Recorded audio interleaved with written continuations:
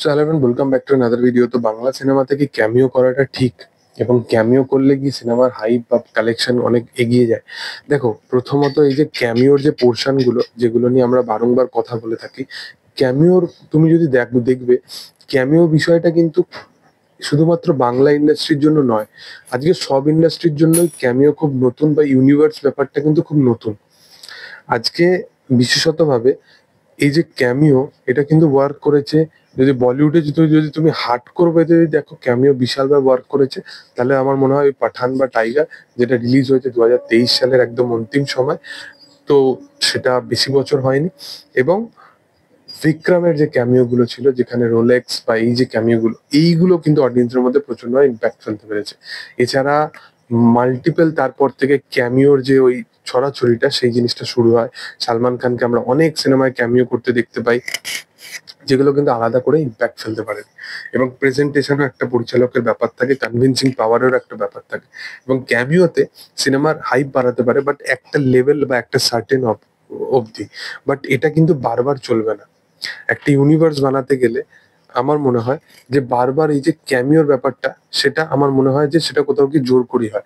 এই দিক থেকে আমি সন্দীপ রেড্ডি ভাঙ্গাকে কিন্তু রেসপেক্ট করি।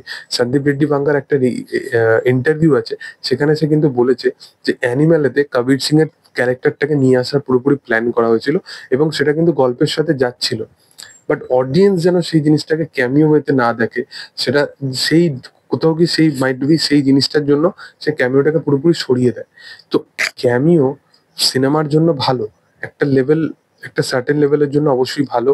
সেটা অডিয়েন্সের দেখতে মজা লাগে, যে আমরা একসাথে এত বড় পর্দায় একসাথে একই স্ক্রিন শেয়ার করতে 2-3টে স্টারকে আমরা একসাথে দেখতে পাচ্ছি, সেগুলো ভাল লাগে। বাট সেগুলো কিন্তু বারবার ওয়ার্ক করবে না। আজকে যখন আহ, বারবার এই এরা আসবে এরকম না। তাদেরকে নিয়ে কিন্তু একসাথে সিনেমা বানাতে হবে। তাদের থিওরি আলাদা হতে হবে, তাদের ব্যাক স্টোরি আলাদা হতে হবে, নিশোর ব্যাক স্টোরি আলাদা হতে হবে, সিয়ামের ব্যাক স্টোরি আলাদা হতে হবে। তারা একে অপরের সাথে কেন কানেক্টিভ, সেই জিনিসটাকে আরো ব্যাক স্টোরি ওয়েতে স্ট্যান্ডএলোন সিনেমা বানাতে হবে। তবে আমার মনে হয় যে পার্টিকুলারলি একটা বড় একটা এক্সপ্যান্ড লেভেলের যখন সময় আসবে, তখন এরা একে অপরের এগেনস্টে লড়াই করবে। তো এই বিষয়গুলো আমার মনে হয় মাথায় রেখে ক্যামিওটা করা উচিত। এবং ক্যামিও শুধুমাত্র এরকমও করা উচিত নয়। আমি একজন রাইটারের সাথে একবার কথা বলেছিলাম, তার সাথে ইন্টারভিউ নিয়েছিলাম, আর তার সাথে এই বিষয়টা নিয়ে আমার কথা হয়েছিল, যে বাংলায় এরকমও হয় যে ক্যামিওটা লেখা হয়ে গেল, পোস্ট ক্রেডিট সিনটা লেখা হয়ে গেল, সিনেমাটা যদি চলে তবে তার উপর ওয়ার্ক করা হবে, তার রাইটিং এর উপর ওয়ার্ক করা হবে।